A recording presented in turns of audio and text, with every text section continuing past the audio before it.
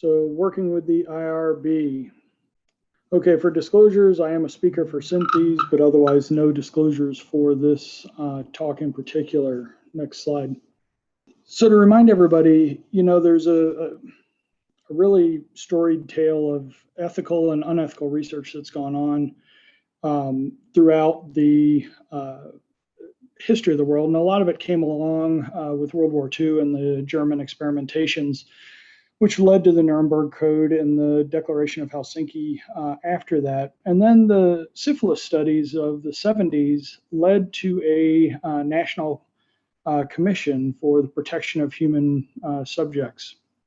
And they met for 4 years and came up with the Belmont Report, which was issued and really is the hallmark of why IRBs exist and the protections for human experimentation and human studies. However, we continue to have some bad actors out there. There's been studies in Facebook manipulating people's emotions and another study trying to affect elections in the United States. Next slide.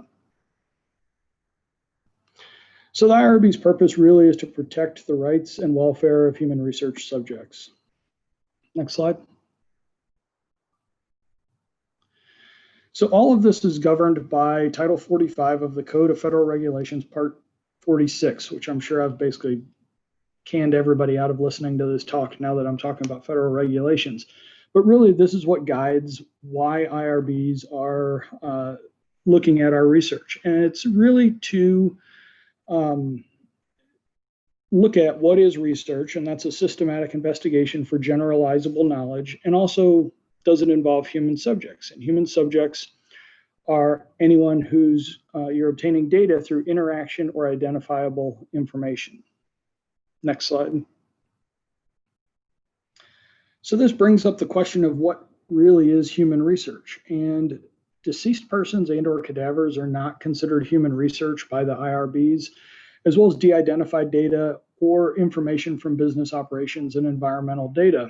And I know it would seem surprising to a lot of people out there that deceased persons or cadavers aren't human subject research, but I actually had a project that I did on cadavers that I had trouble publishing because they said you need IRB approval. And I said, well, my IRB won't give me approval. It's not human research.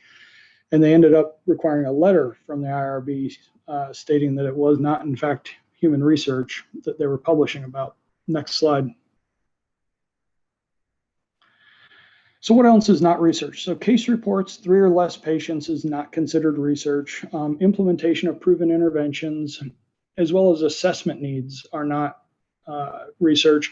And then quality improvement and quality assurance projects are not research. So let's talk about what quality is. Next slide.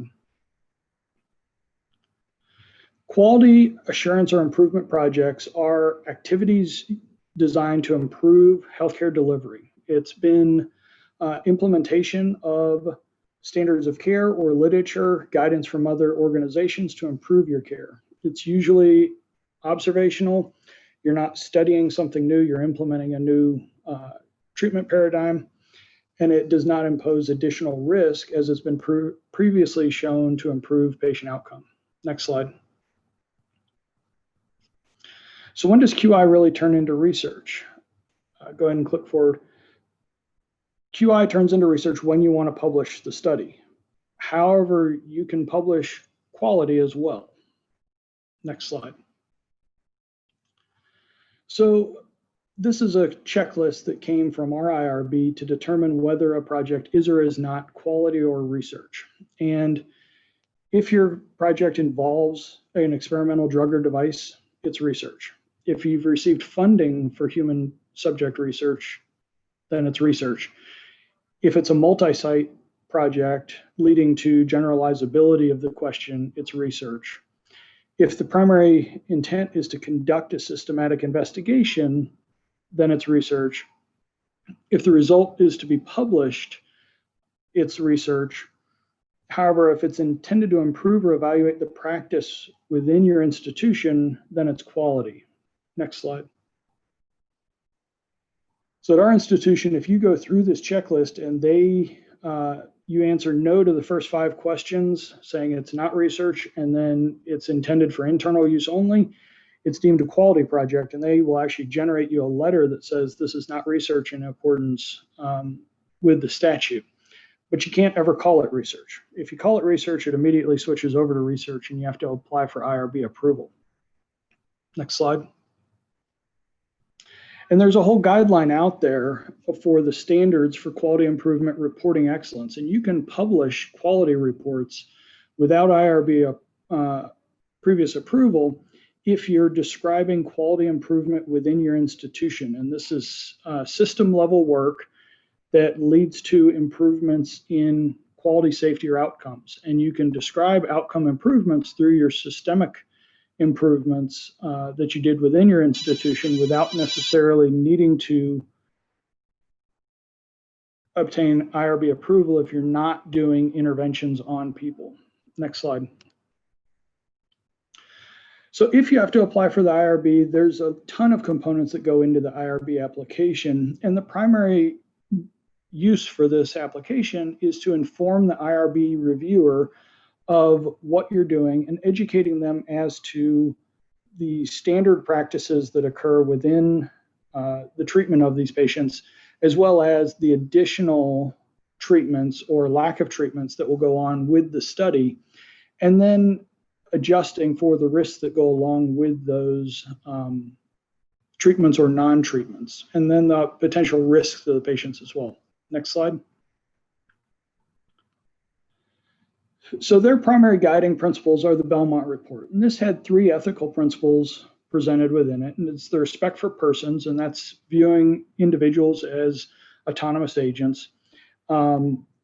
Benefits, which is maximizing the benefits and minimizing harm to the patient. And justice, meaning equitable patient selection and burden of participation. Next slide. So when the IRB looks at your application, they're going to assess it for 2 levels of risk. And that really defines what type of IRB approval you're going to require. The first question is, do you have minimal risk? And minimal risk is the risk that you would be anticipated, or the discomfort or harm that would go along with ordinary daily life, performing routine physical or psychological examinations or tests. Anything more than minimal risk is deemed greater than minimal risk. And that the definition of that is literally more than minimal risk. And the problem that people run into with their IRBs is it's the opinion of the IRB, not the investigator, that determines the level of risk that they perceive the trial imposes on the patient. Next slide. So there's a whole bunch of different risks. There's physical, psychological, financial, social risks, and the risk of loss of confidentiality. And then they have to assess the magnitude of that risk, which is the duration, the frequency, the aggregated effects potentially of the injury, and then the potential reversibility of the risk. And the IRB looks at your proposal and categorizes each type of risk and the magnitude of risk that they perceive in your trial. Next slide.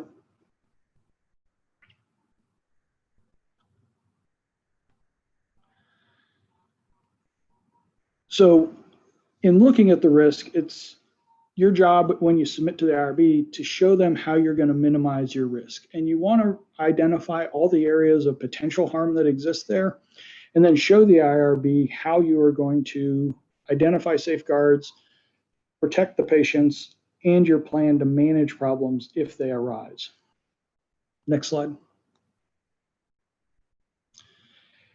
And once that risk stratification has occurred, it determines what type of review you're going to need. If you have more than minimal risk, you're doing a surgery, you're providing a new intervention on patients, most of those are going to require full board approval. If it has minimal risk, but you require some identifiable information, but minimal risk to the individual, it would be an expedited review. If you have de-identified records and really very small risk to the patient, it would be exempt. And then if it's non-human subjects research, it doesn't require going through the institutional review board. Next slide.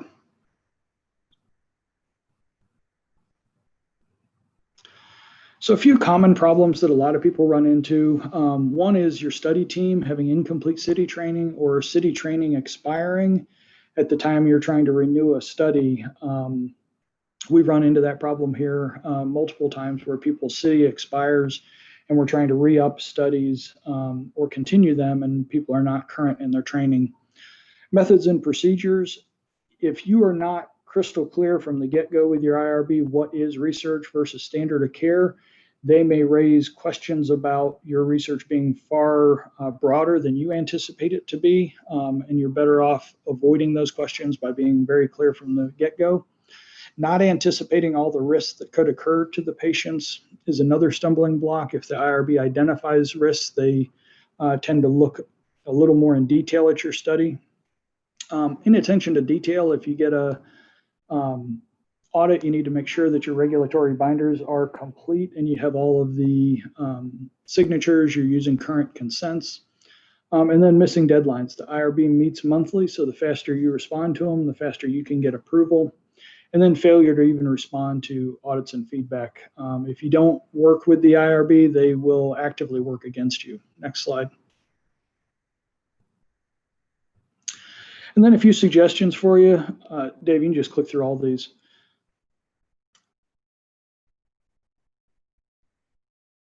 One is to reply ASAP. If they send you a request, fire it back to them immediately.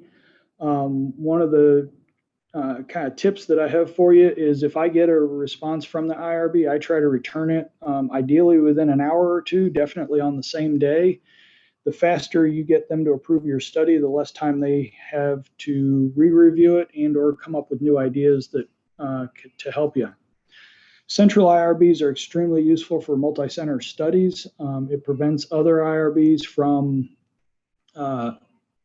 trying to address issues within the study that they may find locally is not appropriate, but nationally or through a central IRB, it may be acceptable. You want to reuse approved study documents or IRB applications from other studies. One warning I have for you here is beware the new reviewer. I had a study approved one week and used the study as a template for a secondary study and copied it forward, edited it to reflect the new study that I was going to submit, and resubmitted that IRB application about a week later and got about 25 responses back where they required editing to the study. And I emailed back to an IRB reviewer that I had a relationship with over the years and said, what in the world are all these new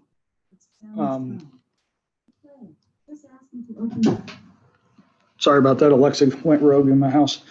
Asked them, what are all these new reviews? And they said, oh, we have a new reviewer. Don't worry about any of those. And they striked all 25 off and the study was approved that afternoon. The next is be organized. Keep your study books up to date and make sure you're up to date on all of your consent forms and whatnot. Next.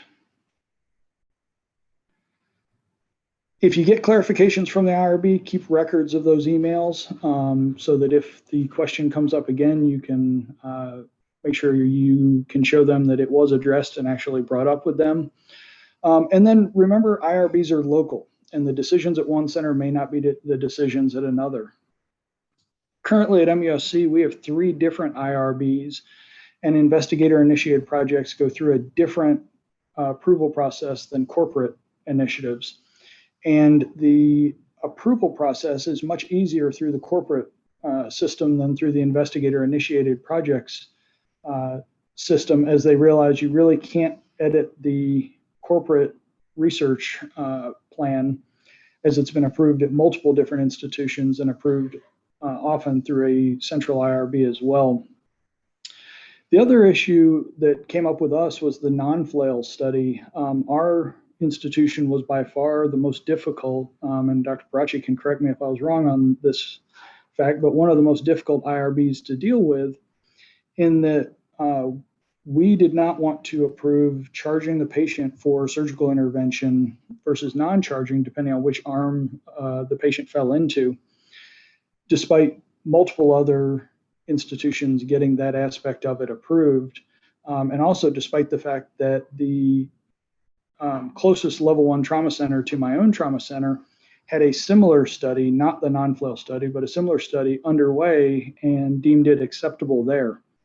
So this is kind of a warning tale to everyone that ethics are local, and what's ethical in Charleston may not be ethical in the next city over, based on who's on the IRB and the way the protocol is written up.